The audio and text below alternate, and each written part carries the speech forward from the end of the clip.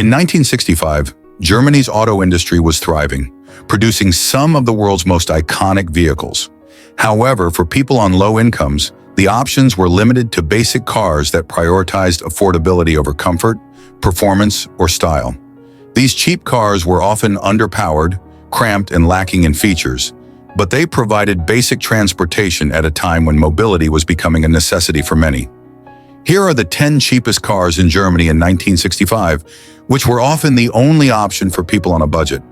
Dear viewer, don't forget to subscribe to the channel. Thanks for your support. Number 10. The Volkswagen 1500. Notchback was part of the Type 3 family, introduced to provide a slightly larger and more practical alternative to the iconic Volkswagen Beetle. Despite its practicality and affordability, it struggled to stand out, with underwhelming performance and minimal styling. As a result, the Notchback was often overshadowed by both the Beetle and other models within the Type 3 lineup, such as the Fastback and Squareback. The Notchback featured a simple, boxy shape with minimal ornamentation, designed for function over form.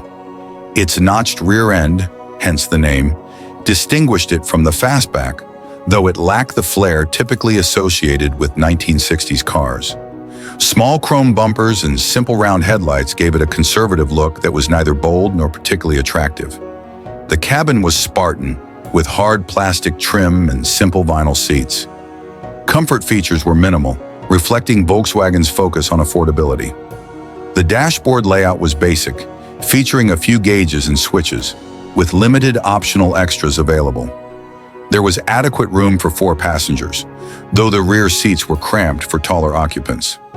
The Volkswagen 1500 Notchback was powered by an air-cooled, rear-mounted flat-4 engine, originally displacing 1.5 liters, 54 horsepower, and later upgraded to 1.6 liters, 65 horsepower. This engine configuration was reliable but modest in power, contributing to the car's reputation for sluggish performance. A 4-speed manual transmission was standard, though an optional semi-automatic transmission was offered in later years, further reducing the already underwhelming acceleration. Top speed, approximately 80 miles per hour, 130 kilometers per hour. Circa 60 active time, over 20 seconds, making it noticeably slower than many competitors. Though reliable, the air-cooled engine was noisy and struggled with higher speed highway driving, especially on inclines. The rear engine, rear-wheel drive layout gave it unique handling characteristics, but oversteer could become an issue in tight turns. It featured independent rear suspension, which provided a slightly smoother ride than the Beetle, but it still felt unrefined. The suspension was tuned for comfort over sharp handling, resulting in a soft ride that was pleasant in the city, but wallowy on highways. Braking performance was adequate with drum brakes, though they faded under heavy use.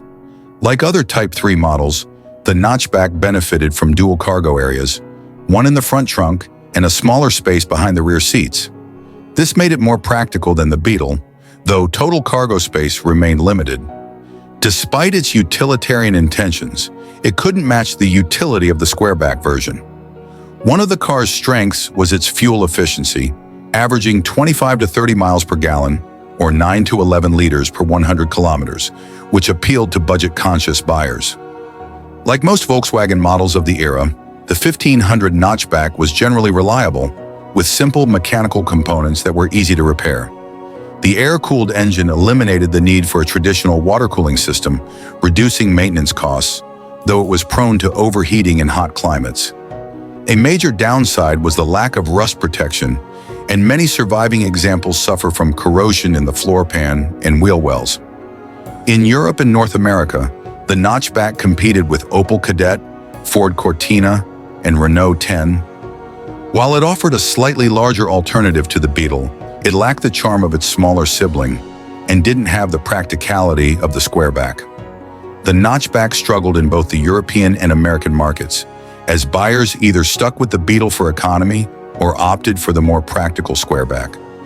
Volkswagen focused more marketing efforts on the Fastback and Squareback, leaving the Notchback as a niche product with limited appeal. Production of the Type 3 models, including the Notchback, ended in 1973, with Volkswagen shifting focus to newer models like the Passat and Golf. While the Beetle and Bus have become iconic classics, the Notchback remains relatively undervalued in the collector market. Enthusiasts appreciate its uniqueness, but it doesn't command the same attention or prices as other Volkswagen models. Restoring a Notchback can be challenging due to limited parts availability. The Volkswagen 1500 Notchback was an attempt by Volkswagen to provide a more practical and refined alternative to the Beetle. However, it lacked the charisma and iconic status of the Beetle, with uninspired styling and limited performance that failed to capture buyers' attention. Though it was reliable and economical, the Notchback's conservative design and average performance made it an unremarkable choice, overshadowed by more popular models within the Volkswagen lineup. Today, the Notchback is remembered as a quirky, forgotten footnote in Volkswagen's history, sought after by niche enthusiasts, but largely overlooked in mainstream classic car circles. Number 9. The Opel Rekord Caravan was a station wagon variant of the Opel Rekord sedan, intended as an affordable, no-frills option for families and light commercial use. Produced over several generations, the Caravan was known for simple design, modest performance, and practicality, though it lacked luxury or advanced features compared to its competitors. The Caravan maintained a boxy and utilitarian shape, with a focus on cargo space over aesthetics. Early models were bare bones, featuring minimal chrome detailing and plain wheels. Over time, styling updates included a more streamlined roofline and larger windows to make the design slightly more modern. Its overall design was functional and uninspired, intended to serve families and small business owners rather than attract enthusiasts. The cabin was basic with durable fabric or vinyl seats, built more for utility than comfort. Most models had manual windows, minimal soundproofing, and simple instrumentation, reflecting the focus on affordability. Cargo capacity was a major selling point, with foldable rear seats to increase the load area. However, interior ergonomics were rudimentary, with limited legroom in the rear seats, and features like air conditioning or advanced audio systems were rare or optional on later models. The Rekord Caravan came with a range of small displacement engines, mostly inline fours between 1.5 and 2.2 liters. Some later models offered an inline-six engine for better performance. However, even with the larger engine options, power output was modest. The engines focused on durability and fuel economy, but acceleration was sluggish. For example, a 1.7-liter engine produced around 60 to 75 horsepower, barely adequate for a fully loaded station wagon. Diesel versions were available in later years, further sacrificing speed for efficiency. Early models came with a 3- or 4-speed manual gearbox, while later versions offered automatic transmissions. However, the manual versions were preferred due to better reliability. Top speed, typically 80 to 100 miles per hour depending on the engine. 0 to 60 miles per hour often took over 15 seconds, making it one of the slower cars on the road. While fuel efficiency was decent, around 25 to 30 miles per gallon, 9 to 11 liters per 100 kilometers, performance was underwhelming, especially on highways. The Rekord Caravan featured rear-wheel drive and simple suspension setups, a front independent suspension with coil springs, and a solid rear axle. While adequate for smooth roads, the ride was bumpy on rough surfaces. The rear axle's leaf springs were tuned for heavy loads, which made the vehicle stiff and uncomfortable when driven without cargo. Steering was vague and lacked precision, making it feel cumbersome at higher speeds. Basic drum brakes were used initially, and later models introduced disc brakes in the front, but braking distances were long, especially when fully loaded. The Caravan excelled in cargo capacity, with a large rear compartment and foldable rear seats that offered excellent storage flexibility. It was frequently used by small businesses for deliveries and by families as an all-purpose vehicle. However, roof racks were often needed for larger loads, as interior space, though good, was not vast by today's standards. Most models came with 2 rows of seats, but a few rare versions offered 3-row setups, albeit with cramped third rows meant for children. The Rekord Caravan was generally reliable, with simple mechanical components that were easy to repair. It became popular among budget-conscious buyers looking for low-maintenance cars. Common issues included overheating engines, especially under heavy loads, worn suspensions, and rust, which plagued many early models. Due to its popularity across Europe, replacement parts were easy to find, and mechanics were familiar with common issues, which made maintenance inexpensive. The record Caravan's main rivals included the Volkswagen Type 3 Squareback, Ford Taunus Tournier, Renault 12 Estate, and Peugeot 404 Brake. In comparison, the Caravan was more affordable, but also less refined and lacked innovation.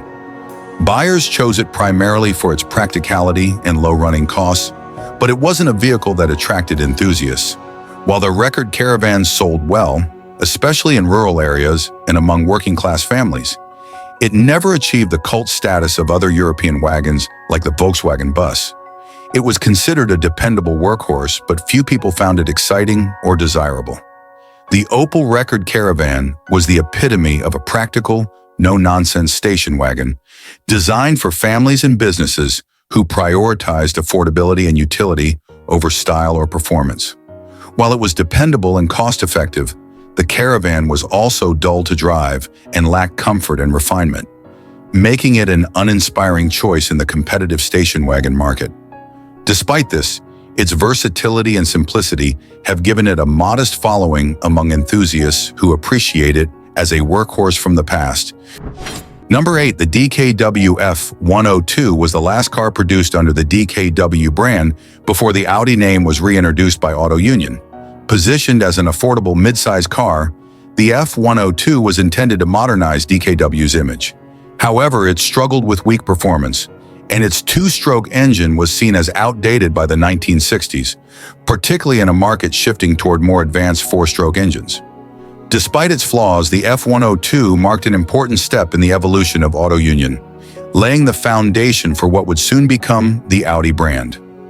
The F102 featured a simple but modern exterior for its time, with a smooth, rounded shape and subtle chrome details. The front grille and minimalist headlights gave it a clean, understated look, but it lacked the flair of contemporary European rivals. It was available as both a two-door sedan and four-door sedan, with a boxy rear and sloped hood contributing to a functional but uninspired appearance. The cabin was basic, with thin vinyl seats and simple instrumentation. Amenities were sparse, with no luxury features. Most versions had manual windows, and air conditioning was unavailable. The interior focused on utility, with durable materials but little in terms of comfort or design flair. The dashboard was Spartan, featuring simple gauges and switches, with only rudimentary soundproofing, making the interior noisy on the road. The F102 was powered by a 1.2-liter, two-stroke inline-3 engine, producing 60 horsepower. While two-stroke engines were traditional for DKW, they were outdated by the 1960s. Competing models from other manufacturers offered smoother, more powerful four-stroke engines, leaving the F102 feeling underpowered. The engine required pre-mixed oil and gasoline, a cumbersome feature that further hurt its appeal as more refined engines entered the market. A four-speed manual gearbox was standard, and while it was reliable, it did little to compensate for the engine's modest power. Acceleration was slow, with the F102 taking about 15 to 17 seconds to reach 60 miles per hour. Top speed, approximately 81 miles per hour, 130 kilometers per hour. While the engine was reasonably efficient, producing fuel economy of 25 to 30 miles per gallon, 9 to 11 liters per 100 kilometers. The noisy, rough operation of the two-stroke engine made the driving experience unrefined. The F102 featured front-wheel drive, a somewhat innovative layout at the time, offering good traction on wet roads. However, its suspension system, with McPherson struts at the front and a rigid rear axle, provided only adequate comfort. Steering was heavy and unresponsive, especially at low speeds, and the car felt unstable at higher speeds due to its light body and modest suspension. While fine on smooth city roads, the ride became bumpy on uneven surfaces. Its small 13-inch wheels didn't absorb shocks well, and road noise was a constant complaint. The F102 was generally reliable for short trips, but engine maintenance was frequent due to the quirks of the two-stroke engine. The oil-gasoline mixture had to be precisely balanced, and improper ratios could lead to engine damage or excessive smoke. Rust was a common problem, especially on the body panels and undercarriage, which limited the car's longevity in harsher climates. Finding mechanics familiar with two-stroke engines became increasingly difficult as more manufacturers switched to four-stroke designs. Owners had to deal with frequent exhaust clogging and spark plug fouling, especially under heavy use. The DKW F102 was aimed at middle-class families looking for an affordable, practical sedan. However, it failed to stand out in an increasingly competitive market. It faced competition from Volkswagen Beetle, Opel Kadett A, Ford Taunus 12M, and Fiat 1100. While the F102 had better handling than the rear-engine Beetle, its outdated engine technology and plain design made it less appealing than models like the Kadett or Taunus, which were more refined and powerful. The F102's poor sales performance was a signal that the DKW brand had outlived its relevance. Buyers increasingly gravitated towards four-stroke engines and more modern designs. In 1965, Volkswagen acquired Auto Union, and the DKW F102 was re-engineered into the first Audi 72, featuring a new four-stroke engine. This marked the birth of the modern Audi brand, with the F102 serving as the last DKW car ever made. The DKW F102 was a car caught between eras, too advanced to feel old-fashioned, but too outdated to compete with the rising tide of modern four-stroke engines. As the last DKW model, it represents the end of an era for Auto Union, paving the way for the rebirth of Audi.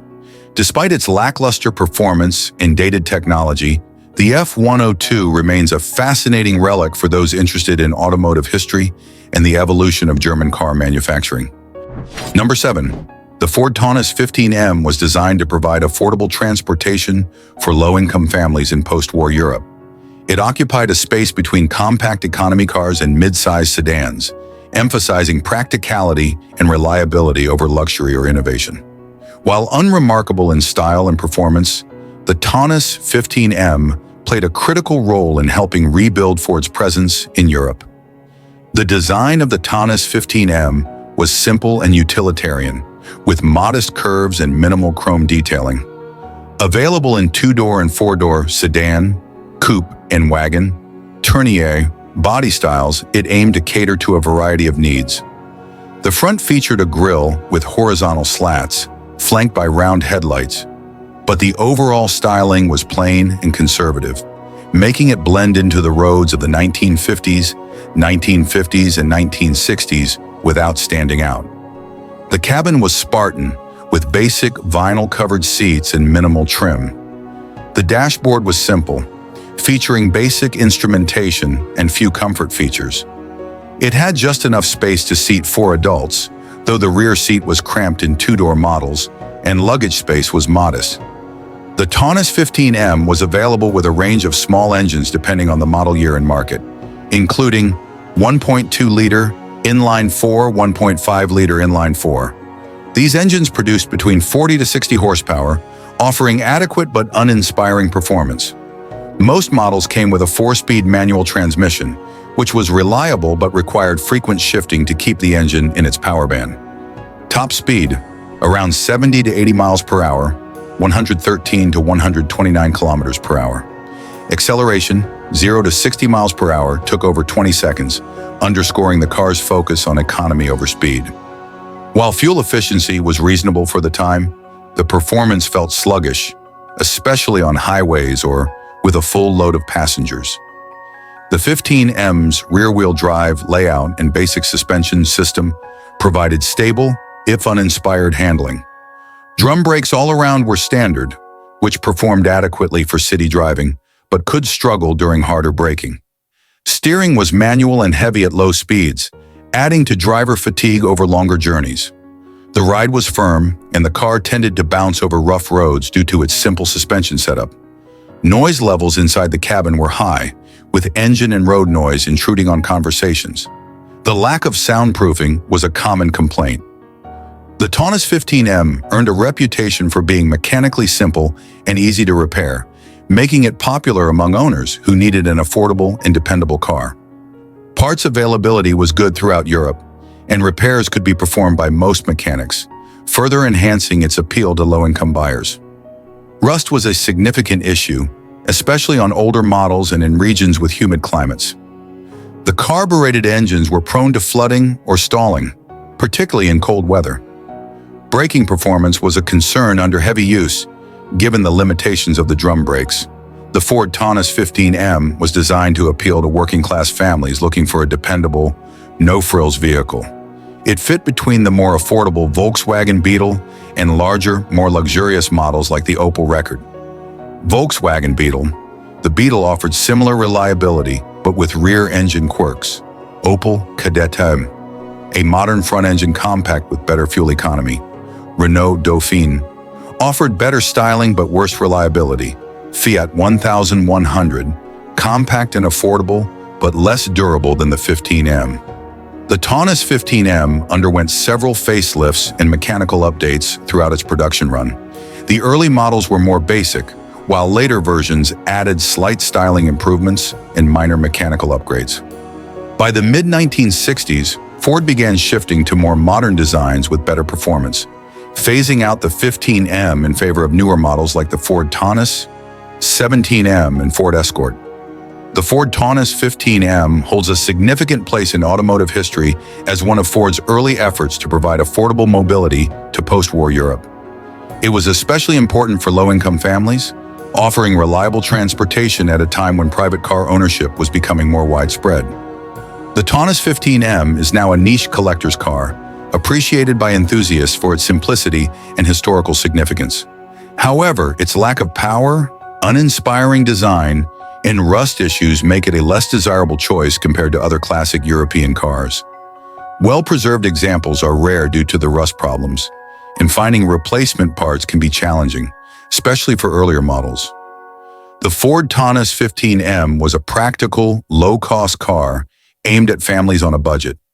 While it lacked the charm and innovation of some of its competitors, it offered reliable transportation at a time when many people were experiencing private car ownership for the first time.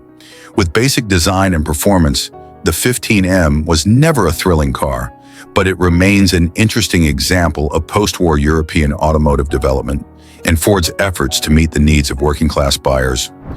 Number 6, the IFA F9 was an East German compact car, developed as a successor to the pre-war DKW F8.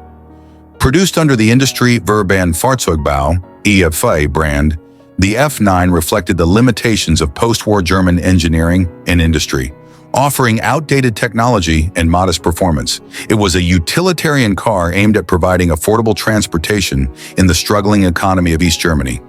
While its simplicity and practicality ensured some popularity in the Eastern Bloc, it was quickly surpassed by more modern designs from Western automakers.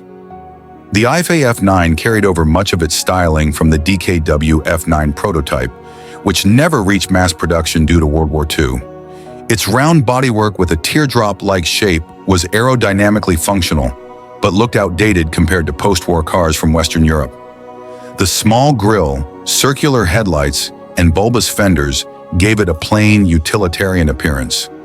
Available as a two-door sedan, cabriolet, and station wagon, it focused on versatility over style. The cabin was sparse and basic, with vinyl upholstery and very few comfort features. The instrument panel was minimal, featuring only essential gauges like speedometer and fuel indicators. Seating for 4 passengers was provided, but the interior felt cramped, especially in the rear. The IFA F9 was equipped with a 0.9-liter two-stroke inline-3 engine, producing 28 horsepower. It struggled to provide decent acceleration, and the engine was known for its noisy operation and smoky exhaust due to the two-stroke design. A 4-speed manual gearbox sent power to the front wheels. While the transmission was simple, shifting was often clunky and imprecise. Top speed, approximately 90 kilometers per hour, 56 miles per hour. 0 to 60 kilometers per hour, achieved in over 20 seconds, reflecting its sluggish nature. Fuel economy was modest but compromised by the inefficient two-stroke engine. The F9's front-wheel drive layout gave it some stability, But the narrow tires and basic suspension meant cornering was challenging at higher speeds. Steering was heavy and unassisted, adding to driver fatigue on long trips. The ride was firm and uncomfortable over rough roads. Engine noise and vibrations penetrated the cabin, making the driving experience loud and fatiguing. While mechanically simple, the F9 required frequent maintenance. The two-stroke engine was prone to fouling, spark plugs, and excessive oil consumption. Parts availability was good within the Eastern Bloc, but sourcing replacements outside East Germany could be difficult. Cooling problems were frequent, especially during summer months. Rust issues plagued many examples, especially in the floor panels and undercarriage. The engine's constant need for lubrication led to messy oil leaks over time. The IFA F9 was designed to meet the transportation needs of East German families in the early post-war years. It aimed to be affordable and easy to maintain, though it lacked refinement or comfort. Volkswagen Beetle offered better reliability and engineering at a similar price point, but was unavailable in the Eastern Bloc. Skoda 440, a more advanced vehicle in terms of design and engineering. Wartburg 311, the F9's spiritual successor, improving upon the F9's shortcomings with a more modern design. Production of the IFA F9 ended in 1956, when it was replaced by the more refined Wartburg 311, which used the same basic engine design, but with significant improvements in styling and comfort. The IFA F9 represents a transitional vehicle in East German automotive history, linking pre-war designs with post-war development.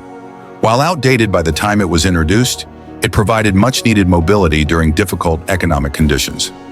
Today, the IFA F9 is a rare collector's item, especially outside Eastern Europe. Enthusiasts value it for its historical significance, though its limited performance and basic features mean it appeals more to niche collectors than mainstream classic car enthusiasts.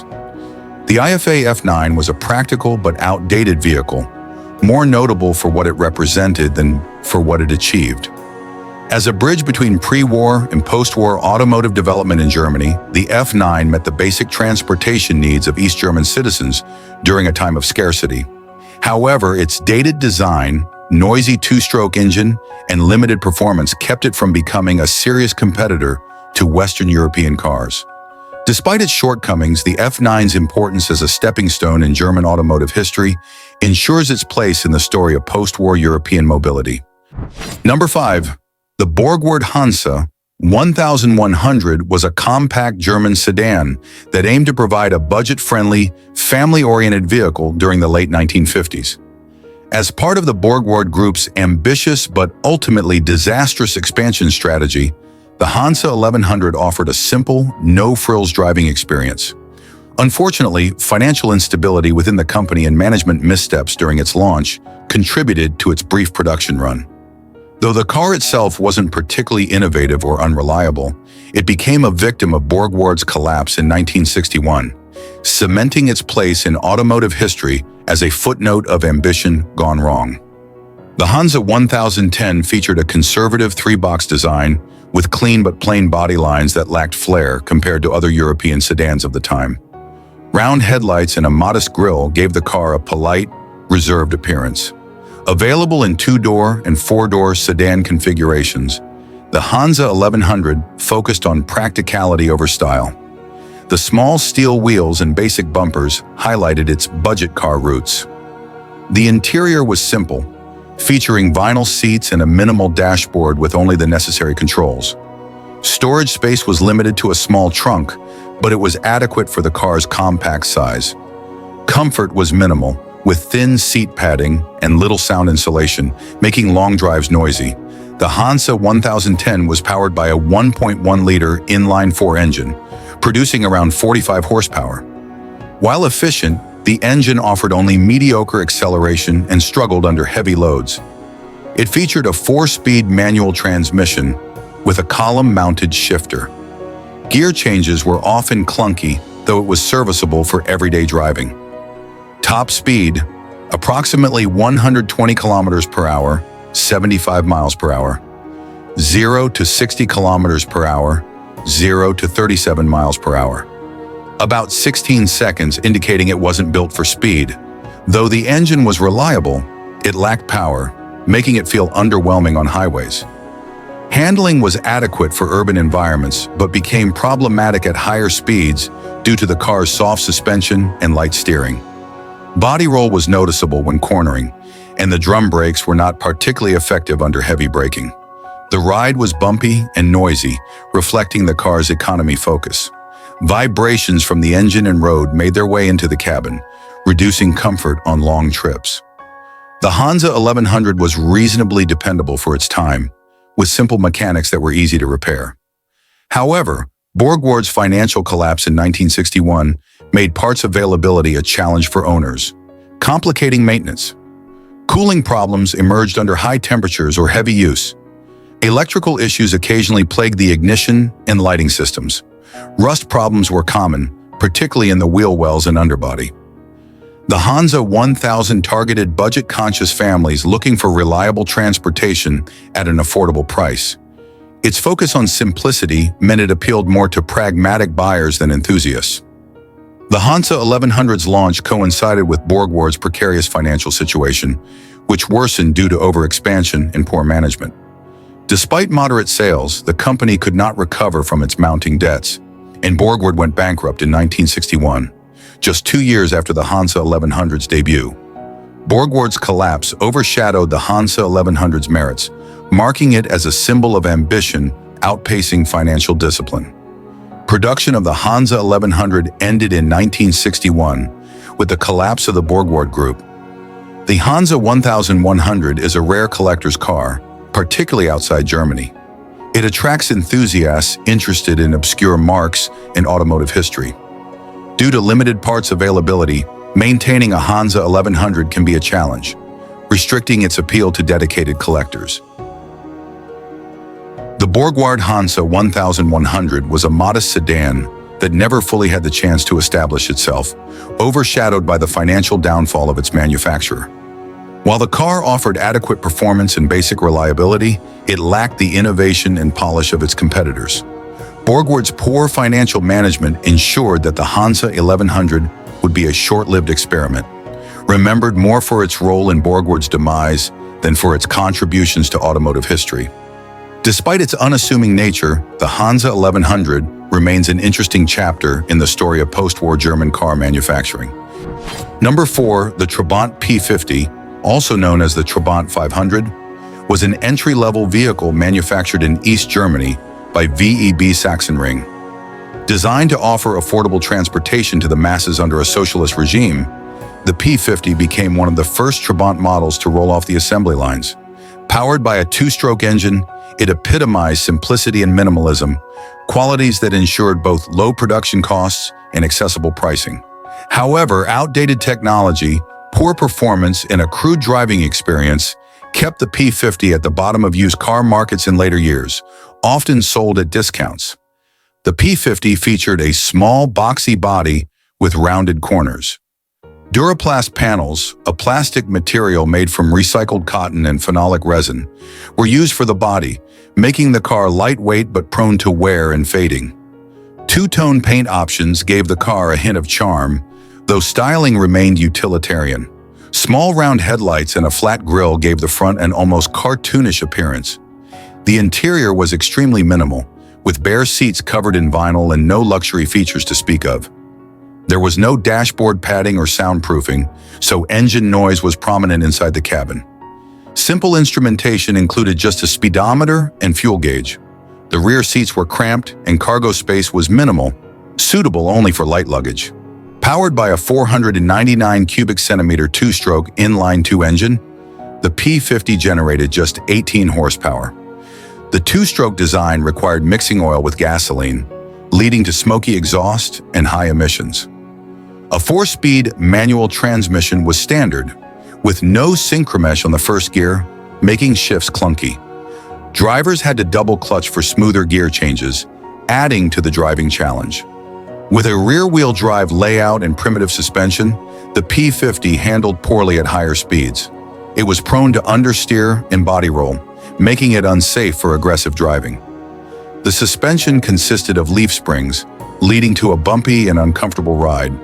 Road noise and vibrations were prominent, adding to driver fatigue on longer journeys.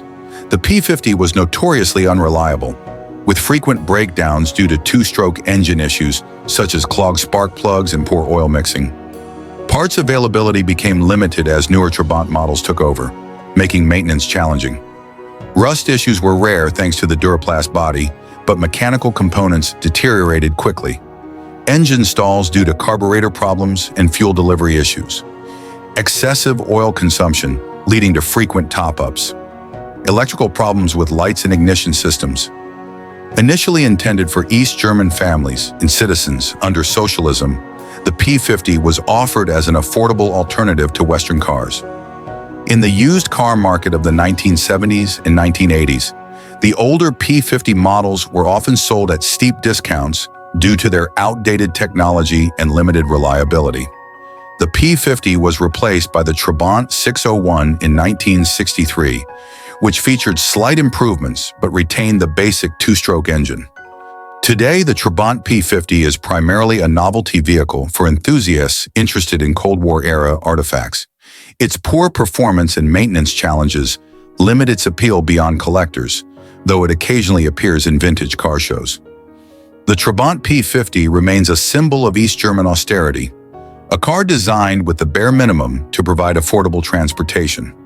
Although it served its purpose for a time, the P50 was quickly overshadowed by better designed models from both Western and Eastern Europe. In the used car market, older P50s were sold at discount prices, primarily due to their outdated two-stroke engine technology, poor reliability, and unrefined driving experience. While its quirky design has earned it some affection from collectors, the P50 is remembered more for its shortcomings than its successes. Number 3, the Auto Union. 1000 SP Coupe was a compact sports coupe produced by Auto Union, the predecessor of Audi, during the late 1950s and early 1960s. Marketed as an affordable grand tour, it featured sleek, American-inspired styling that made it stand out.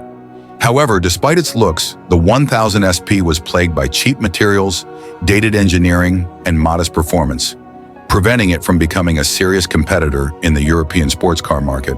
The 1000 SP's styling was heavily inspired by the Ford Thunderbird, particularly the first-generation model, with similar, long, sweeping lines, chrome accents, and pronounced tail fins.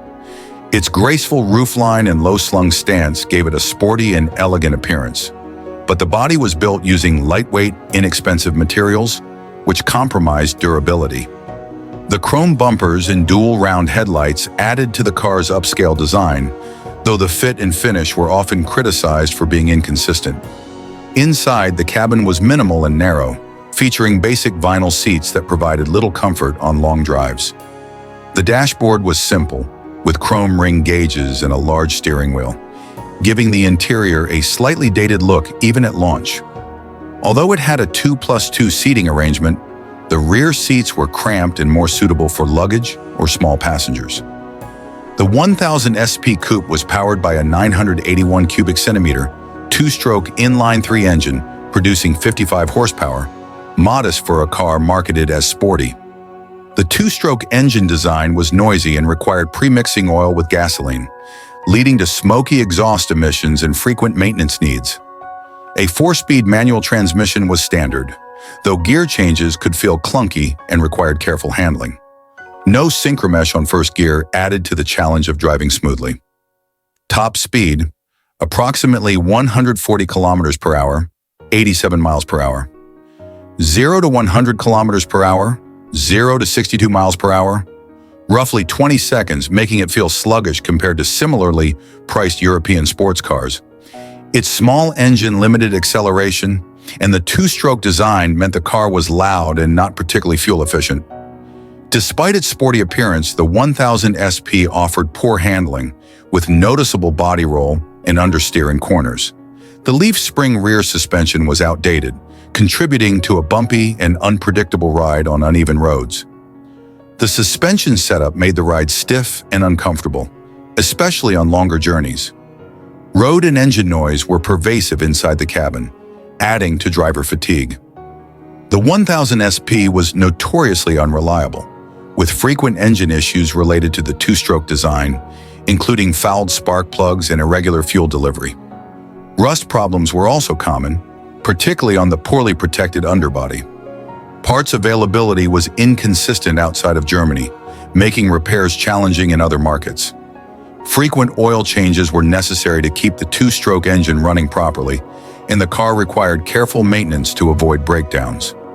The Auto Union 1000 SP was aimed at young professionals and buyers looking for an affordable sports coupe with elegant styling, but it struggled to attract serious sports car enthusiasts. Volkswagen Caravan Gia. Another stylish, affordable coupe with better reliability, Opal. GT, a similarly sized coupe with more modern engineering. Alfa Romeo Giulietta. Sprint, a true sports car with better performance, but a higher price tag. Production ended in 1965, as the market shifted towards more modern and reliable small coupes, and Auto Union restructured its lineup under the emerging Audi brand. Today, the 1000 SP is considered a niche collector's car due to its stylish design and historical significance as part of Auto Union's legacy.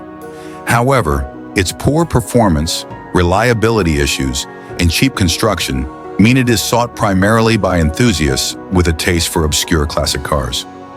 The Auto Union 1000 SP Coupe was a stylish but flawed vehicle that failed to live up to its sporty looks. While it captured attention with its elegant design inspired by American coupes, the cheap materials, underpowered engine, and crude handling limited its appeal. Despite its shortcomings, the 1000 SP holds a certain charm for collectors today, especially those interested in the transitional era of German automotive history before Audi's resurgence. Number 2, the Opel Olympia Record was a mid-size family car produced by Opel in West Germany from 1953 to 1962. Aimed at the post-war market, the Record was known for its practicality and solid construction. Although it featured a rather dated design by the time it left production, it remained a popular choice in the second-hand market due to its reliability and affordability. The Olympia Record showcased a boxy silhouette typical of 1950s sedans with flat surfaces and angular lines. Its design evolved through the years, but it largely retained its conservative and functional look, lacking the more adventurous styling seen in competitors. Available as a two-door sedan, four-door sedan, and station wagon, the Record catered to various consumer needs. The cabin offered basic amenities, including simple cloth or vinyl upholstery and minimal dashboard instrumentation. Seating was functional but lacked the comfort and refinement of newer models, with a rather Spartan layout that didn't focus on driver ergonomics. Cargo space was adequate for family use, especially in the wagon variant, but there were few storage compartments or luxury features. The Record was equipped with a range of four-cylinder engines throughout its production run, with displacement options typically ranging from 1.5 to 1.7 liters. Early models produced around 44 to 60 horsepower, while later versions could generate up to 75 horsepower depending on the configuration.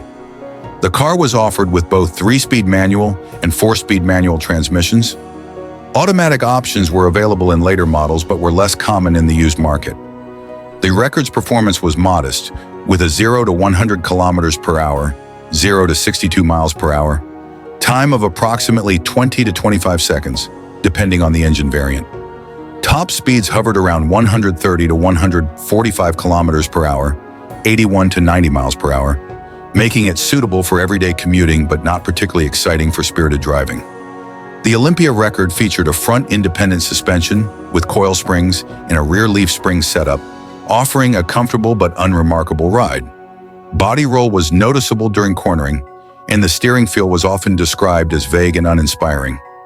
While the suspension absorbed most bumps, the ride quality could feel floaty at higher speeds, leading to a lack of confidence during more aggressive maneuvers.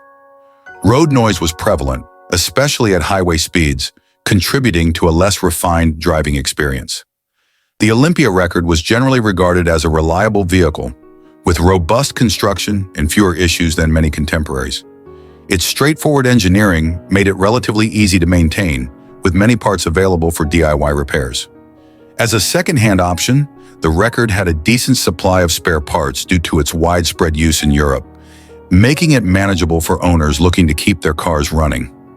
Routine maintenance was typically affordable, but older models might require more frequent repairs as they aged. The Olympia record appealed to families and budget-conscious buyers looking for a dependable daily driver.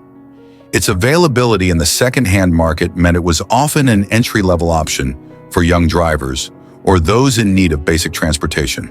Ford Taunus, a slightly more stylish option with better handling characteristics.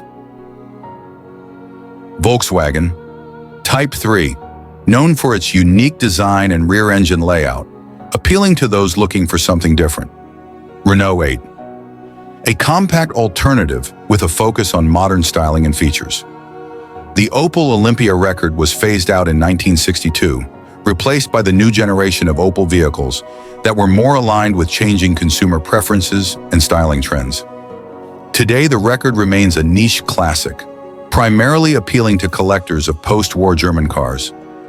While not as sought after as more iconic models, well-maintained examples can be found at affordable prices, making them an interesting option for enthusiasts. The Opel Olympia record stands as a testament to the practicality and reliability of mid-20th century German automotive design. While its dated styling and modest performance may not excite the enthusiast, it represents a reliable and accessible option for those looking for a classic car with a sense of history. The record's status as a widely available second-hand option continues to make it a practical choice for budget-conscious buyers seeking a vintage vehicle experience. Number 1. The NSU Prince Sport was a compact sports variant of the NSU Prince, produced by the German automaker NSU from 1963 to 1967. With its stylish design and nimble handling, the Prince Sport aimed to capture the hearts of driving enthusiasts looking for a fun and affordable sports car. However, it was often criticized for its lack of power, which ultimately limited its performance. The Prince Sport featured a distinctive and sporty silhouette, characterized by its sleek lines and compact dimensions. It sported rounded edges, a short hood, and a slightly sloping rear that gave it an attractive appearance in the compact car segment.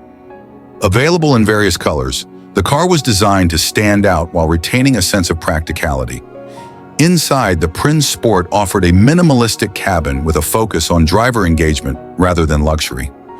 The dashboard was straightforward, featuring basic instrumentation and simple controls, catering to the no-frills nature of the vehicle. Seating was snug but supportive, allowing the driver to feel connected to the car during spirited driving. The Prince Sport was powered by a dual-carbureted, air-cooled, 4-cylinder engine with a displacement of 1,000 cc. It produced around 50 horsepower, which was respectable for its size but not particularly impressive for a sports car. A 4-speed manual transmission was standard, allowing for a more engaging driving experience, though the gear shifts were often described as notchy. The Prince Sport could accelerate from 0 to 100 kilometers per hour in approximately 16 seconds, which was considered sluggish for a sports model.